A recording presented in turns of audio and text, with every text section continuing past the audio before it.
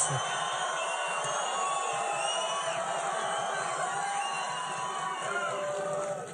This is really beautiful, fantastic. What a crowd. What a crowd.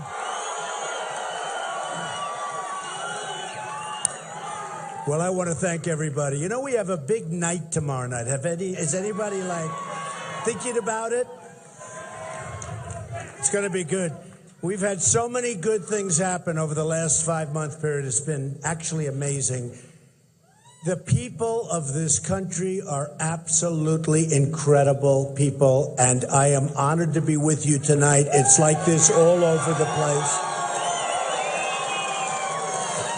We're going to take our country back, folks. We're going to take it back. We're taking our country back. It's gone on too long, too many mistakes, too many stupid people telling us what we're supposed to be doing. We're going to be taking it back, and we're taking it back soon. We can't put up with it any longer. You see what happens. The Iran deal, incompetent. Anything you look. Now I hear Bergdahl. No jail time for Bergdahl. I mean, no jail time.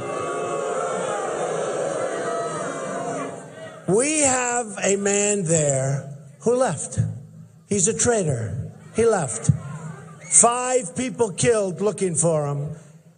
And what happens? Like, for years, he's been under the same thing. And I hear there's not going to be jail time. It's incredible. You know, 50 years ago, what would have happened? Boom. 25 years ago, probably the same thing, but it would have taken longer. 10 years ago, jail time. 5 years ago, a couple of years.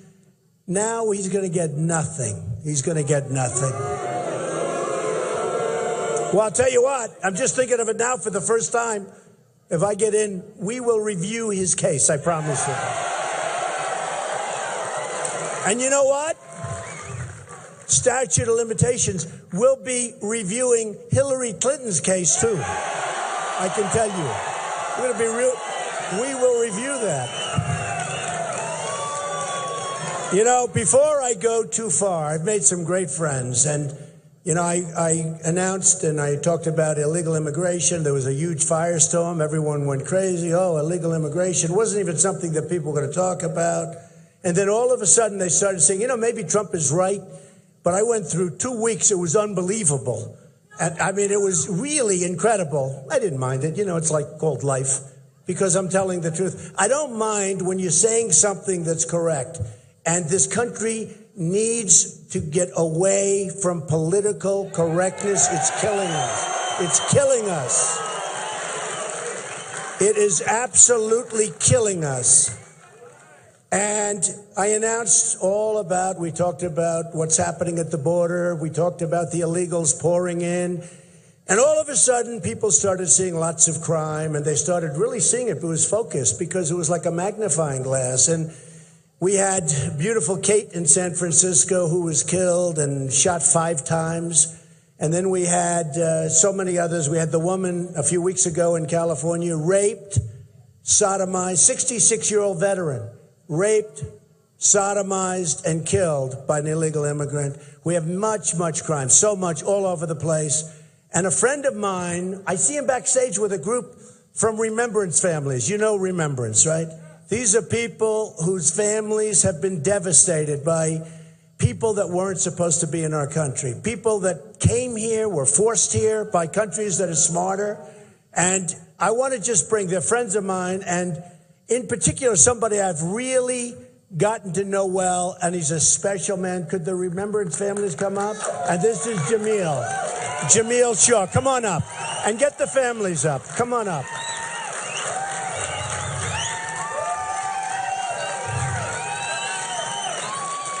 Come on up. I saw him backstage. We were going to say hello, and I said, come on up and say a few words. These are incredible people. What they've gone through is unimaginable. And Jamil, I've known now Jamil for quite a while, and his son was this unbelievable young man. And I'll just ask you to say a few words, Jamil. Tell us exactly what happened, please. Good evening. March 2008, my son Jazz, we were at a football camp, a clinic in Pasadena. It was designed for Division I prospects. So, you know, we we had a good chance doing some good things. So we were practicing, on our 10th week. On the way home, of course, he asked, can he go to the mall? I'm sure, everybody, kids ask that. So, of course, I'd be home by 7. I didn't want to let him go because, L.A. is really unsafe, like Mr. Trump is saying, it's unsafe. But I thought since he was a good kid, he'd be okay. I gave him a chance. Be home by 7. So 7 o'clock came. I called him. He wasn't home. I said, hey, where are you? He said, oh, Dad, we'll be there in a minute. We caught the wrong bus. But we're safe. He thought the same thing. I'm safe. He knew what I was thinking about. And a few minutes later, I said, I'll call you in an hour. I called him back. Where are you now? Hey, right around the corner, old man. So I was like, whoo. I was happy, Whoo, he made it home. And then, of course, I heard 2 gunshots. That's really loud, And I never really heard gunshots before, but it was so crispy. And people who know about guns, when it's really crispy, you can tell it's close by. And I just like, oh, man, I hope this, I just figured he was already shot because I had this feeling. I remember saying, I hope he's not dead. And I went outside and looked, and laying in the street dead. Found out he was on the phone with his girlfriend. His girlfriend said saw this guy walking up on him, and he was, what's going on? She was like, well, run, do something. It was too late. She heard the guy say, what set you from? And one of the neighbors said, shot him in his stomach. And while he was on the ground, the coroner testified in court that when he was shot in the stomach with a .45, he was on his back with his hands up. He shot him through his hand into his head and killed him. He was dead. And I ran outside and I looked right down at it. I'm looking at his face. And even today, I still can't believe it. It's just not real. I never bounced back from that. It's if you're a parent or you could be anybody, I always ask people, what would you do? What would you do if an illegal alien in an 18th Street gang was released from the county jail, and into our neighborhoods? We don't know what's going on. That's why we need Donald Trump, because he wants to, he feels what we feel. I mean, he feels what we feel. He's just like us, I know that now, I saw him on TV. I had no idea, but he wants us to be safe. He wants to make us safe. We all love to be safe.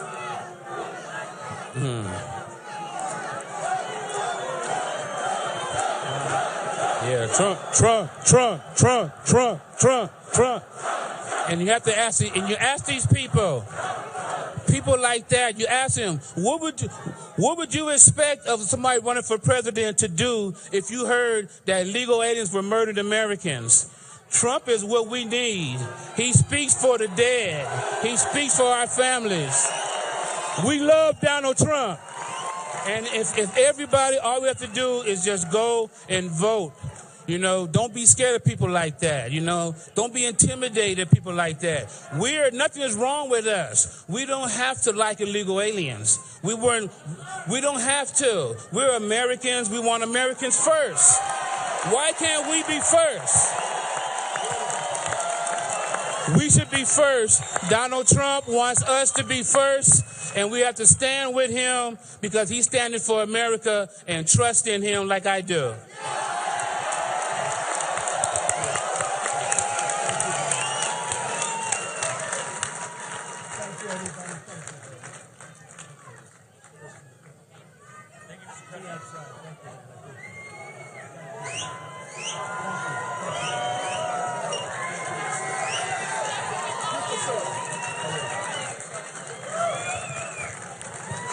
These are amazing people. They're amazing families. What they're going through, you cannot imagine, for no reason whatsoever. Just incompetent people.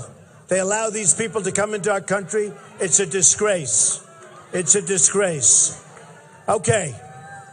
So today we had a lot of news, and it was all good. It never gets reported properly by these people back here. Look at all those press.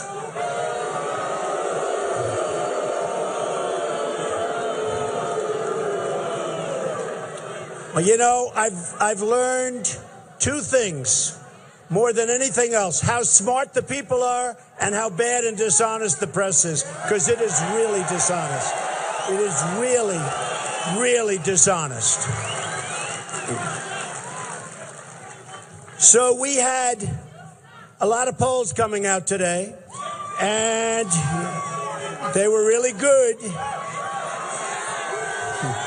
That's right. You're my man. That's right. So we had a Monmouth poll, very highly respected. Trump, 41.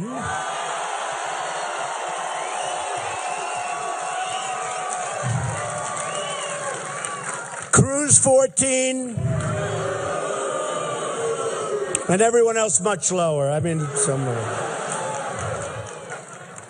So I heard today when they announced the poll, 41 to 14, and I like Cruz, good guy. But I heard, here's how they announced, Cruz surging.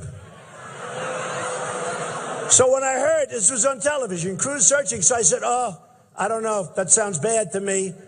Coming up, Cruz surging. Then they say the Monmouth poll was just done. Cruz is surging. Trump 41, Cruz 14. I said, wait a minute.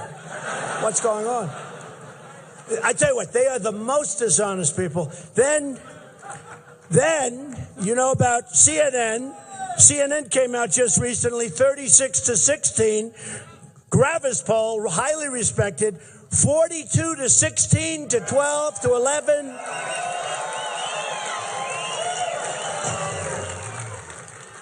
So then today, it was very interesting because I did have one poll in Iowa, which I never expect to get. I can't stand the paper. It's a horrible paper. Des Moines Register, it's terrible. You know, of course I would never say they do this, but they have a very small sample. If they take about 10 votes and put them in their pocket, you understand that. So Des Moines Register was 21-31. All of a sudden, it was like the biggest story I've ever seen. Okay, that was just Iowa. Don't worry about it. It's Iowa. We love Iowa, but I think we're doing great in Iowa. And I expect to win Iowa. We think we're going to do great in Iowa. I get by far the biggest crowds. And okay, so then we had a CNN poll. So CNN today was talking about a poll that wasn't theirs. And I kept saying, why don't they talk about a poll that's theirs? So they just did this poll. It's a new poll. CNN in Iowa, Trump 33, Cruz 20, and then everyone else much lower.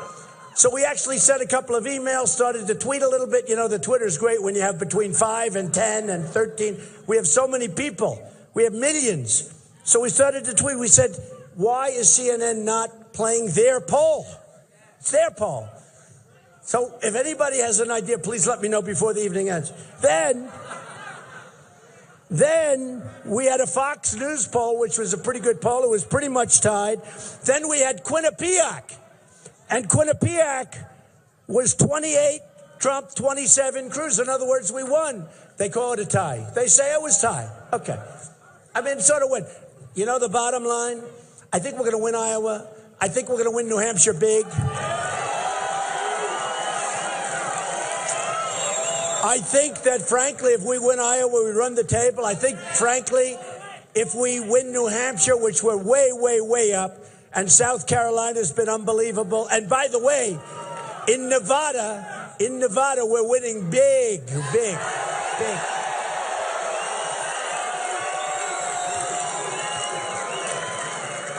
We're winning in Florida. We're winning everywhere. So I just want to let you know, this is not going to be a waste of anybody's time, believe me. This is going to be something special. Do I hear some noise over there? Yes, I do.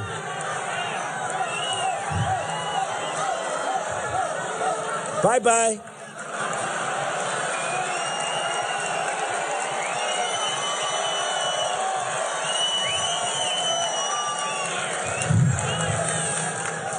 You know, look at all those cameras turned over there. They only turn when there's a protester. They never, no, they are the worst. They only turn when there's a protester. They never, ever turn unless there's a protester. Yeah, get them out of here, please. Please, thank you.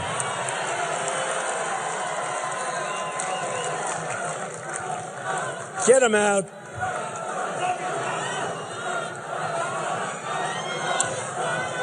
What is our country coming to? It's unbelievable. No, it's unbelievable. You know the truth, though? I'll be honest. We should have been doing that for the last 7 years. I give them credit. I don't know why we don't. I don't know why we don't. We have a silent majority that's actually a noisy majority, but we should have been doing what they're doing for the last 7 years, because what's happening to our country is a disgrace. It's a disgrace. So, all right, thank you. Good job. I love you too. I love you. I do love you. That's why I'm doing this. I had such a nice life. I had such an easy life. Now I'm doing this. Give me a break. We're going to make America great again, folks. We're going to make America great. And with me, there's no super PACs. There's no phony money all over the place. I'm funding my campaign. You got to see this.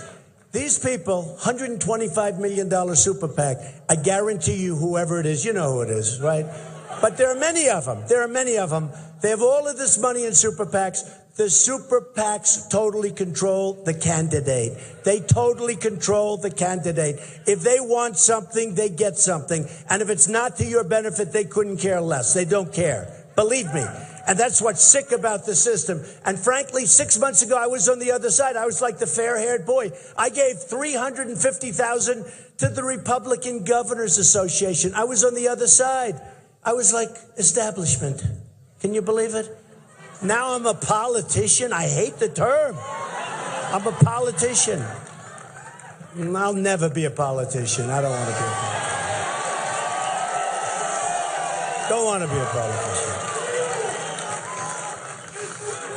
They had one case where a super PAC, for a nice guy, he's a nice guy, so I'm not going to mention his name, but it was on the front page of the Los Angeles Times. A super PAC raised $6 million. By the time everybody took their slice and their cut, they were left with $140,000 for the campaign. Think of it. Now, that's a pretty good business. You guys ought to try it sometime. Pretty good. And you wonder, how come they're losing money? How come they're out of money? Why are they complaining? They're going to leave the campaign.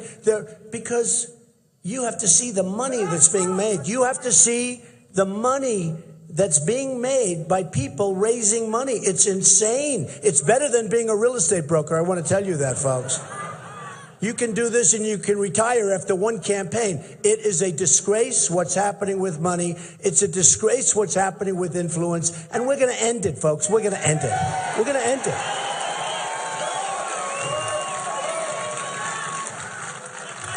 So, when I started the quest, remember the famous escalator ride, right? Coming down. We're waving. But I made a decision. I said, look, you know, it takes guts to run for president. It really does. I never did this stuff before. And it takes guts. But I know what can happen. And by the way, not just because I'm doing well, more importantly, because I've gotten to know so many people. We have such incredible people in this country. It's amazing. It's amazing. And I said to my wife, I said, you know, look at that. It was in Trump Tower in New York. You have never seen, look at all the press back there now, but you have never seen so many reporters and cameras, and you couldn't breathe in the building. And I said, you know what? We got to do it. Just too many mistakes. Let's do it. And I took a deep breath at the top of that escalator. In fact, if you see it, they probably have tapes of maybe they don't want to show that. Too nice. They don't want to show. They only want to show bad stuff. But you know what? I took a deep breath. I said, let's go. And we went down, and I talked about illegal immigration. And I brought out a lot of things that would have never been discussed. And we're going to have a border. We're going to build a wall, and Mexico is going to pay for the wall. They're going to pay for the wall.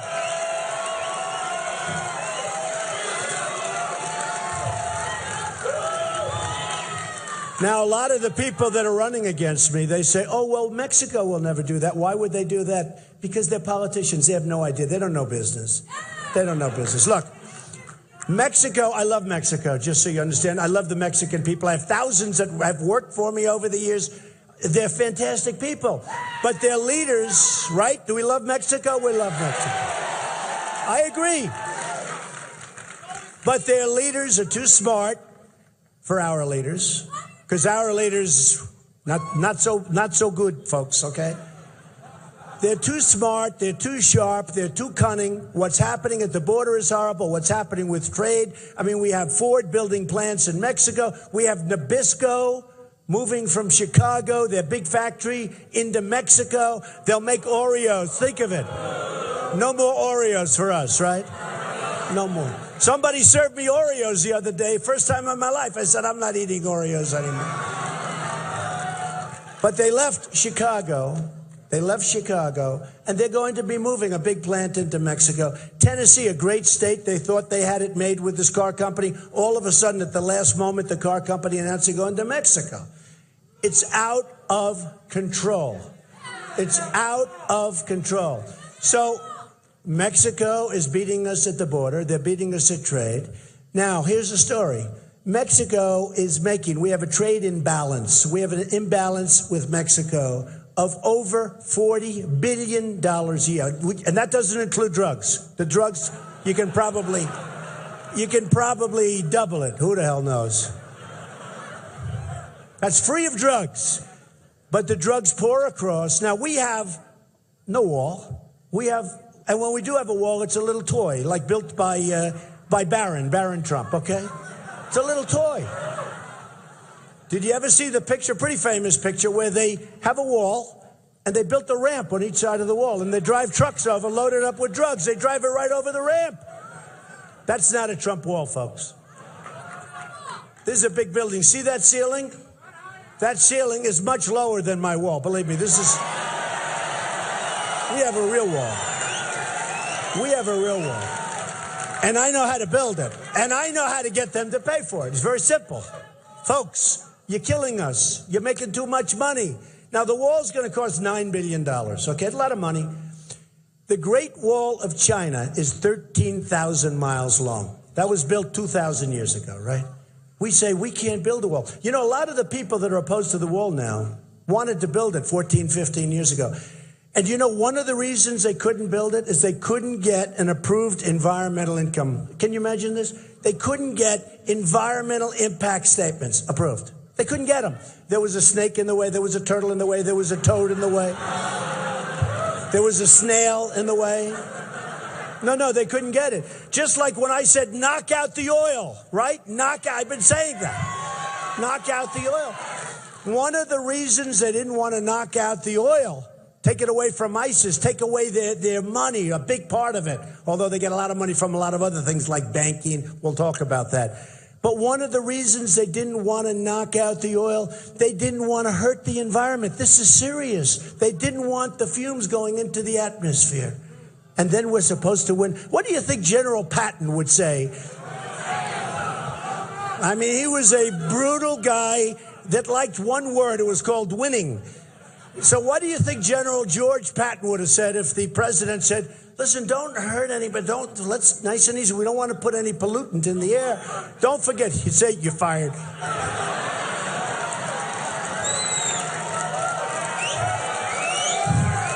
That's very good.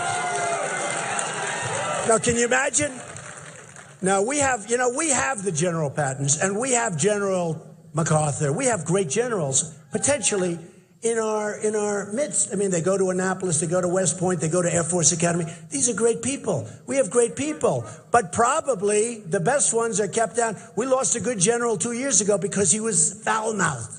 He spoke with bad language. He was great. The men, you know who I'm talking. We know. He was a good general. Everybody loved him. His men loved him. Everybody loved him. And look what happened to him. Then we lost another one, Petraeus. He got because of emails and because of giving stuff. And yet Hillary did 20 times more, and she's just fine, right? She's just fine. So we're going to find the right people. And I will tell you this. For 5 years, I did nothing but speak about how China is ripping us off, about how Japan is ripping us off with the cars, thousands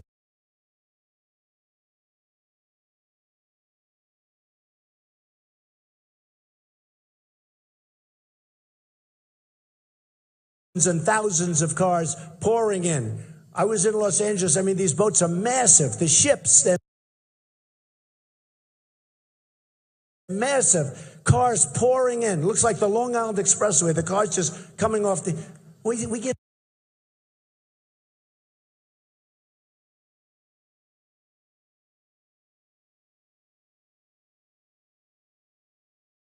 them practically nothing. I mean, you look at the imbalance, happens to be about $70 billion, okay, a year, and you say, what's happening? We have all the power. We have all the strength. Mexico, I told you, it's both. I mean, Mexico is going to become the car capital of the world soon, the way they're going. They're taking our business. They're doing everything.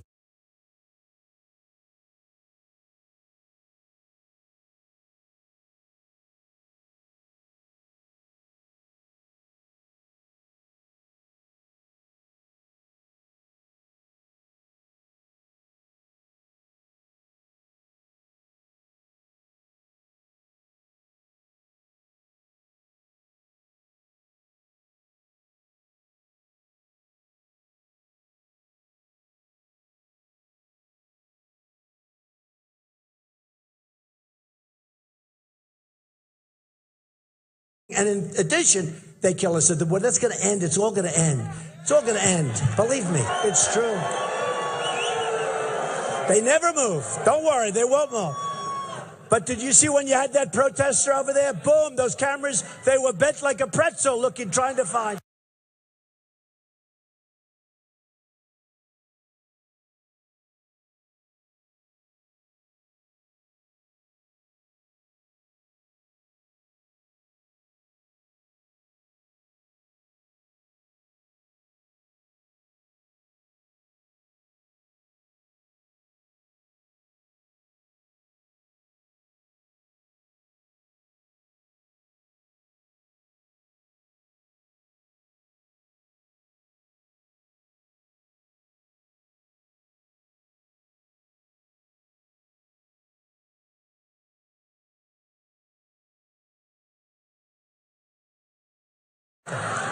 They are the worst. They are the worst. So, what I want to thank you. That's very nice. But you're the best also. You know what? We're all the best. Together, we're going to be the best. We're going to be the best. So many cameras on there. He said for many, many decades, we're the most unprepared that he's.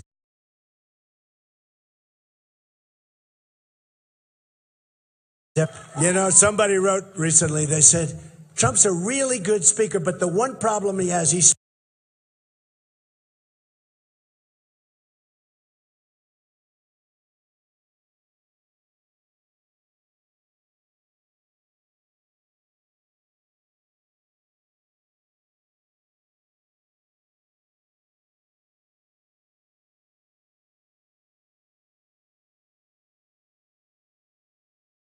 speaks right through the applause. And you know why I do that? Because I'm so excited. I mean, I love what we're going to do together. I can't wait. It's true. No, I love what we're going to do together. We have so many great people, so many incredible people, so many smart people. They get it. I mean, how the hell do I get 41 and 42%? Again, this is against 15 people, by the way.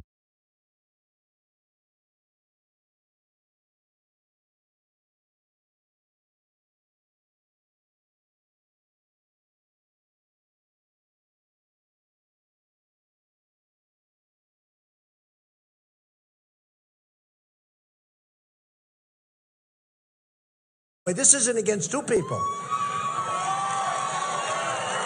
But leaving, which is nice. It would be nice to have some more time to talk. It's so many people. There's so many people, and many of them don't have a chance. You say, what are you doing? Just go home and relax.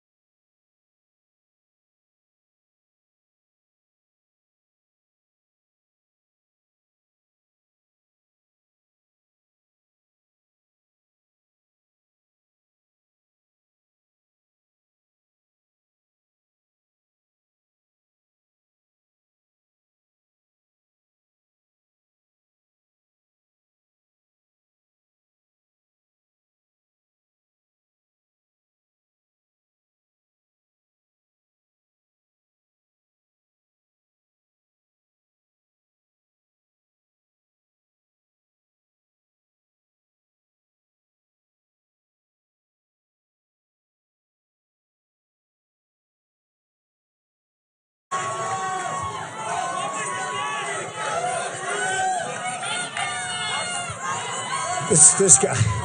That's funny. This guy screams out, "Low energy, Mr. Trump. They're low energy." No.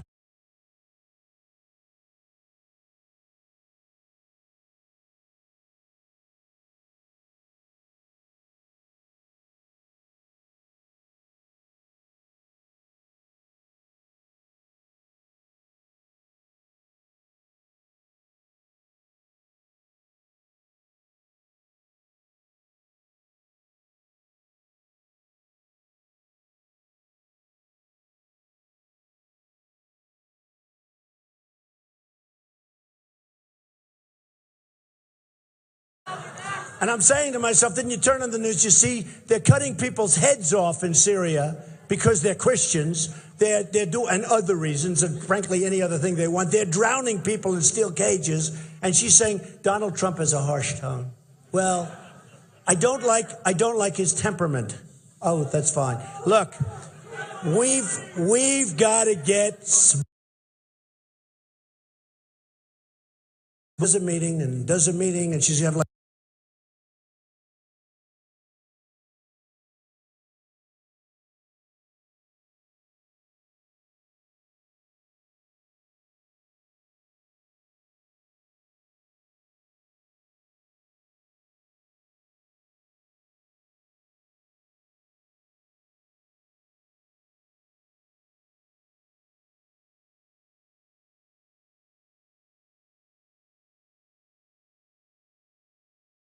Like 3 or 4 people, it doesn't do this. First of all, she can't draw crowds like this. She can't draw.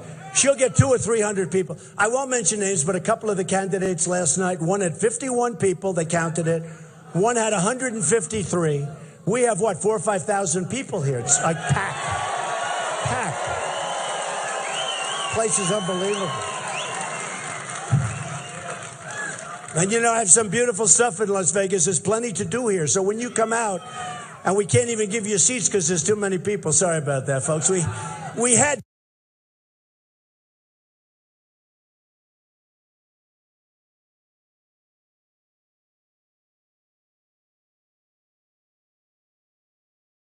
And she'll take.